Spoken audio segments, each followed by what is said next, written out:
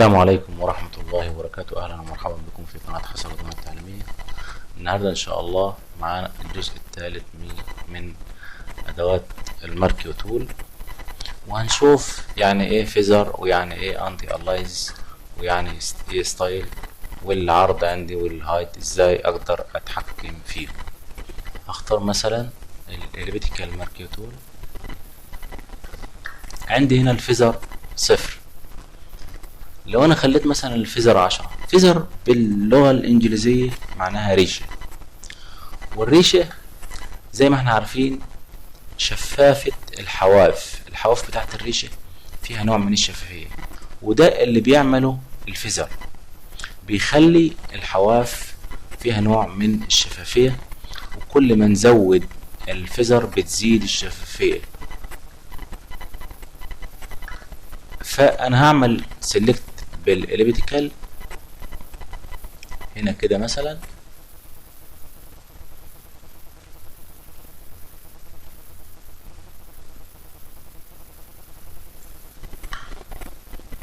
انا مختار الفيزر 10 وهعبيه بلون الفور جراوند، مثلا اللون الاسود، هعبيه بلون الفور جراوند. زي ما ملاحظين لو احنا كبرنا الصورة، شلنا التحديد ده كنترول دي، كبرنا، هنشوف في شفافية في حواف الاليبتيكال اللي احنا عملناها او التحديد اللي احنا عملناها، في نوع من الشفافية. كويس. طيب انا عايز الامور تتضح اكتر، هزود الفيزر بالنسبة للاليبتيكال ماركيو تول. هعمل هزود، اخليها مثلا وليكن مثلا 25، وهعمل تحديد جديد، وهعبيه بنفس اللون عن طريق الت باك سبيس. ايه اللي احنا شفناه او ايه الفرق؟ عمل كنترول دي عشان هنا في شفافية للحواف اكتر زي ما احنا شايفين من الصورة الاولى. ده بالنسبة للفيزر. هنفهم يعني ايه فيزر اكتر بعدين لما نخش على اقتصاص جزء من الصورة او اقتصاص شخص وعمل له فيزر ودخل لير في لير اخر وعمل لهم نوع من الدمج، وبيسهل موضوع الفيزر ده، بيسهل الدمج بين الليرات ويدخل الليرات في بعض. هنشوف الكلام ده قدام، وهنشوف استخدامات الفيزر بشكل افضل. بالنسبة للانتي الايز هنشوف الفرق بين اختيارها وعدم اختيارها بشكل عملي. هنشيل الحاجات دي، نعمل كنترول والت وزد، وهنعمل تراجع، نعمل كنترول دي عشان نشيل التحديد ده. الانتي الايزز هنا انا مش مختارها، هاخد بالاليبتيكال، هشيل الفيزر عشان الامور تتضح، خليها 0. هعبي باللون بقى اللون وليكن مثلا اللون الازرق ده، اعبي بيه الفور جراوند، دوس الت سبيس، اداني رسالة بيقول لي مش ممكن انك انت تعبي التحديد. طب ليه؟ لان انا هنا واقف على لير مخفي، ما ينفعش، لازم اكون واقف على اللير ده مرئي مش مخفي. طيب ماشي يا عم، تمام، عبيناه باللون. هعمل شكل بيضاوي تاني بنفس الحجم او تقريبا يعني بنفس الحجم، وانا مختار الانتي الايزس، وهشوف ايه الفرق بين الانتي الايزس وعدمه، وعبيه برضه بنفس اللون عشان الامور تكون واضحة. هشيل تحديد كنترول دي، ابدأ اعمل زوم ان، اضغط على المسطرة واشد عشان احرك. هنا عندي لو احنا ملاحظين حواف التحديد بدون الانتي الايز فيها نوع من الخشونة. هنا زي ما حضراتكم شايفين الحواف في الشكل الاول تختلف عن الحواف في الشكل الثاني. نكبر شوية عشان نشوف اكتر. هنا الحواف اكثر حدة دقة من الحواف في الشكل الاول اللي هي بدون الانتي الايزس. والانتي الايزس ليها استخدامات تانية هنشوفها بعدين في باقي ادوات السلكشن، هنشوفها بعدين ونتكلم عنها بالتفصيل. بالنسبة لادوات السلكشن كلها هنشيل الحاجات دي. بالنسبة لادوات السلكشن في الستايل عندي احنا كل الشغل اللي احنا شغالين عليه من بداية الدرس على نمط النورمال العادي. في فيكسد ريشيو وده بيتكلم عن نسبة والتناسب. يعني مثلا انا لو مستخدم الريكتانجولار المستطيل ومختار الفيكسد ريشيو، هنا بيقول لي الويدز والهايت، هل انت عايزه 1:1؟ واحد ايه؟ هضغط على هل انت عايزه 1:1 ولا 2:1 ولا 3:1 زي ما احنا عايزين. ايه يعني 1:1؟ 1:1 يعني كان العرض 1 سنتي يبقى الطول 1 سنتي. العرض لو كان 1 سنتي يبقى الارتفاع هيكون 1 سنتي.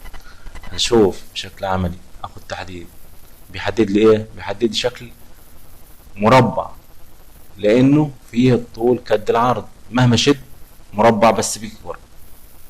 كويس ده لانه نسبة الطول للعرض 1:1. طيب عايز الغي الكلام ده واختار مثلا اخلي العرض 2، خليه مثلا 2:1. هيشد، كل ما يشد هيبقى عبارة عن مستطيل فيه العرض 2 من طول الارتفاع.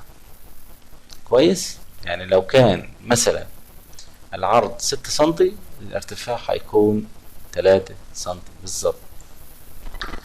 كويس الكلام ده. عرفنا ده يعني ايه ريشيو او نسبة وتناسب. فيكسد ريشيو. هشيل كنترول دي، هشيل التحديد ده وهختار فيكسد سايز. فيكسد سايز معناها مقاس محدد. مقاس محدد. عندي هنا الويدز 6 سنتي بيحتفظ باخر مقاس احنا عملناه، بيحتفظ بيه في البرنامج. وعندي الهايت او الارتفاع 3 سنتي، هنا بيقيس بالسنتي. طب انا لو عايز اقيس بحاجه تاني كليك يمين وبختار الاداة القياس اللي انا عايزها، سنتي ولا انش ولا بيكسل ولا بوينت زي ما انا عايز. اختار مثلا البيكسل، اختار لي بالبيكسل. وهنا برضه اختار بالبيكسل، اختار لي بالبيكسل. عايز ارجع للسنتي اختار وهكذا وهكذا. هنا عايز احط نسبة معينة داخل الويدز العرض، بظلل زي ما حضراتكم شايفين واحط النسبة اللي انا عايزها، مثلا تكون 10 سنتي. والارتفاع مثلا وليكن مثلا 8 سنتي. عندي مرسم مجرد ضغط بيعمل لي بضغطة واحدة بيحط لي حدود المستطيل اللي انا عملته. بضغط عليه من الداخل كده بيديني السهم الاسود ده، بشد المستطيل ده اطلع بيه لفوق وانزل بيه تحت زي ما انا عايز. دي نسبة ثابتة انا دخلتها مسبقا. تمام. بعمل كنترول دي بشيل الكلام ده. فيه طريقة تاني ممكن ازود بيه الرقم اللي موجود هنا. لو انا حطيت المؤشر على الويدز اداني سهم ليه رأسين مزدوج وكتب لي عليه يقول له سيت ذا سيلكشن ويدز، يعني ايه الاعداد عد. فهنا باخد يمين بيزود، كل ما اتحرك يمين بيزود، كل ما اتحرك شمال بيبدأ ينقص في العرض بتاع الشكل اللي انا عايز اعمله. ده بالنسبة للارتفاع والعرض في شكل الريكتانجل ميركل تول. طب بالنسبة للدايرة، هل هيديني نفس الكلام ده ولا هيديني حاجة مختلفة؟ هنشوف. طبعا الدايرة اكيد حدودها مختلفة عن المستطيل. لو احنا اخترنا فيكسد سايز في الدايرة، شكل فيه العرض 2 سم والارتفاع 1 سم، هيديني شكل بيضاوي. ضغطة واحدة هيديني شكل بيضاوي، عرضه 1 سم، عرضه 2 سم وارتفاعه 1 سم. طب لو انا عايز دايرة، الدايرة هي بتبقى العرض قد الارتفاع. مثلا لو عندي الارتفاع عمله 2 بردي، واضغط هنا ضغطة، ادتني دايرة على هيئة 2 سنتي، قطرها 2 سنتي ارتفاع و2 سنتي عرض. نفس الادوات دي لو حبيت استخدمها واعمل اد اضافة، هيعمل كل ضغطة هتعمل دايرة بنفس الابعاد الموضوعة هنا. لو مثلا عايز اعمل دايرة ابعاد 3 سنتي في 3 سنتي، كل ضغطة تعمل لي دايرة زي ما انا عايز. شكل بيضاوي زي ما احنا شفنا، تبقى الابعاد مختلفة، العرض عن الطول. بالنسبة لادوات السنجل كولوم والسنجل رو، لو انا حبيت اتحكم فيهم بتحكم فيهم عن طريق كنترول وتي، واعمل له تحكم فيه زي ما احنا شفنا قبل كده. في نقطة كمان عايزين تكون واضحة. انا مثلا عايز احذف اللير ده، اللير ده اللي انا عملته، عايز اشيله احذفه، بضغط بحدد زي ما احنا محددين كده، بدوس على مفتاح ديليت او بشد اللير وباجي على علامة ايه الحذف دي الاولانية واشيله. هنا انا مثلا خدت التحديد، انا بختار السنجل، ماشي كنترول دي، بختار مثلا ريكتانجل ماركت برضه. هو هنا لسه محتفظ بالحدود اللي احنا حطيناها قبل كده، فانا بختار نورمال، اشيل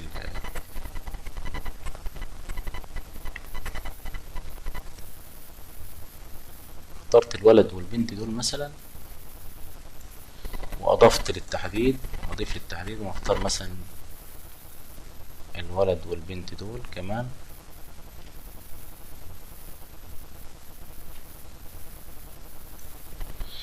وهاخد منهم لير جديد، كنترول وجي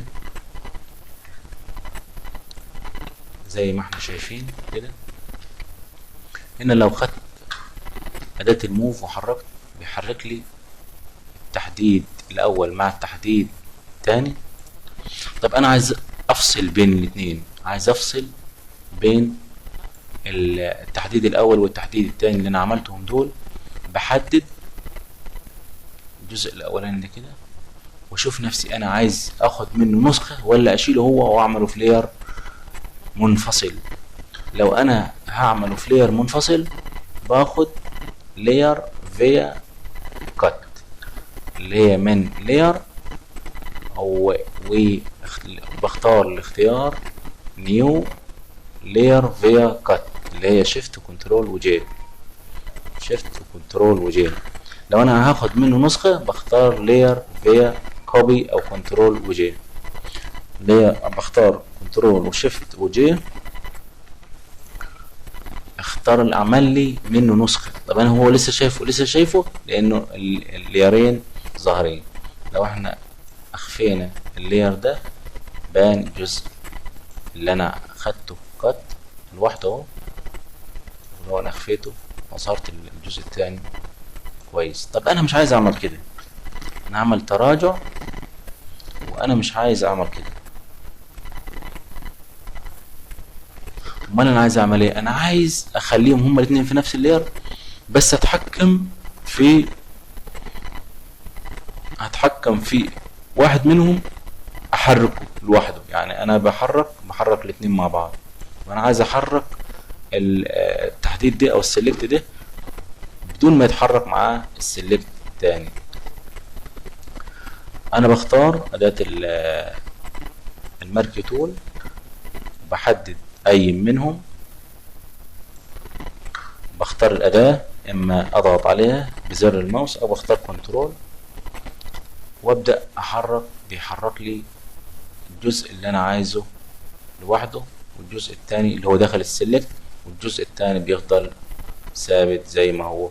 ممكن مثلا اجرب بين الليرين دول او بين التحديدين، سوري، بين التحديدين دول زي ما هما كده. لو انا عايز اتحكم فيه اكتر بختار كنترول وتي وابدا اتحكم فيه واسويه مثلا بالسلكت التاني، بعمل كنترول وانتر او بختار علامة الصح لاعتماد التغييرات اللي انا عملتها، بختار كنترول ودي عشان اشيل التحديد، ولما ارجع احركهم هيتحركوا هما الاتنين زي ما كانوا بيتحركوا في الاول مع بعض. لو هناخد مثلا سيلكت، عايزين نشوف القائمة السريعة اللي بنختارها بكليك يمين.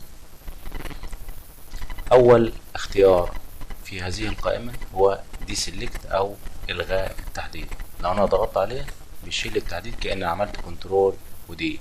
نقولنا الاختيار الثاني سيلكت انفيرس، وده عبارة عن عكس للتحديد. يعني مثلا لو انا اختار 3 اطفال دول، عايز اعمل منهم لير جديد، بضغط على كنترول وجي واخد نسخة منهم، خد لي نسخة من ال3 اطفال دول وعملهم في لير جديد.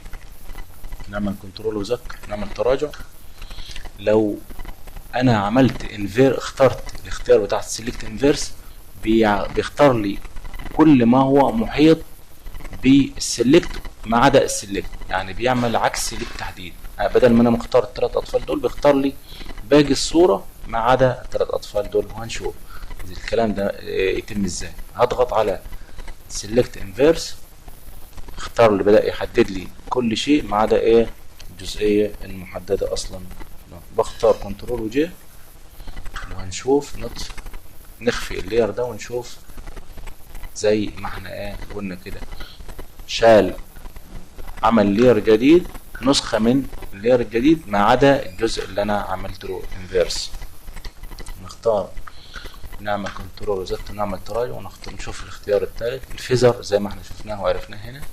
فيزر ريفاين ايدج هناخدها بالتفصيل في الدروس القادمة. سيف سيلكشن لو انا عملت تحديد والتحديد ده صعب ان انا ممكن ارجع له بعدين او اعمل زيه تاني وعايز احتفظ بيه، باخد سيف سيلكشن. لو مثلا انا خدت تحديد مثلا زي التحديد ده وهضيف عليه مثلا تحديد زي التحديد ده مثلا، كويس، وهاخد مثلا الأداة دي كده مثلا واخد اضيف عليهم كنترول زد، اعمل كنترول زد للتراجع، اختار لما هضيف لازم اختار أداة الإضافة، اعمل عليهم مثلا واضيف عليهم بالشكل ده. اصبح عندي التحديد اللي حضراتكم شايفينه ده، لو انا خدت منه كنترول وجي ونشوفه اصبح تحديد زي ما حضراتكم شايفين كده، مميز شوية عايز احتفظ بيه. بختار وانا على التحديد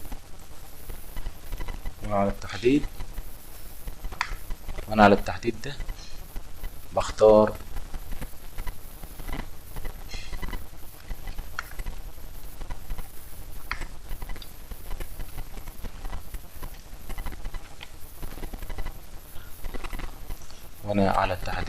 بختار سيف سيلكشن، بتتفتح النافذة دي سيف سيلكشن، وبسمي التحديد ده عبارة عن ايه مثلا،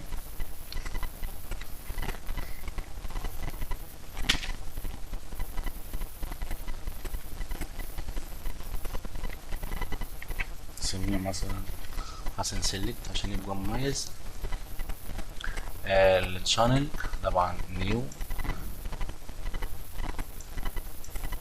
ولا لير 1 ماسك، طبعا نختار نيو. في المستند طبعا بيختار لو انا هحتفظ بالسيلكت ده في مستند جديد ولا في نفس المستند اللي هو اسمه untitled 1.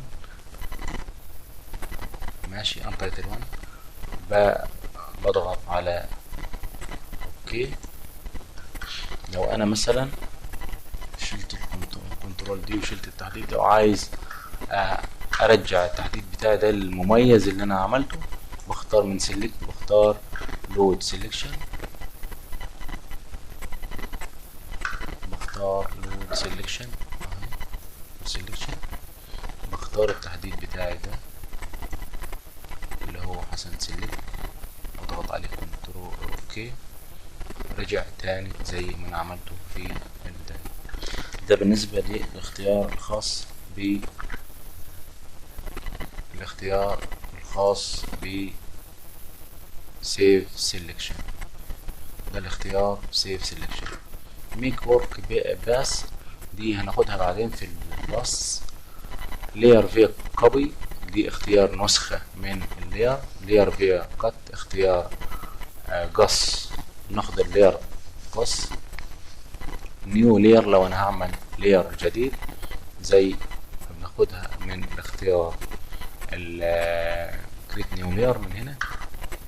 free transform شفناه وعرفناه، وترانسفورم سيلكشن عرفنا خصائصه، والفيل والستروك هناخدهم بعدين بالتفصيل، وهو عبارة عن ملء وملء للتحديد، ملء للتحديد الفيل، ملء التحديد، والستروك بيعمل حواف خارجية لهذا التحديد. هناخد الكلام ده بالتفصيل بعدين، ويا رب الدرس يكون واضح وبسيط، والسلام عليكم ورحمة الله.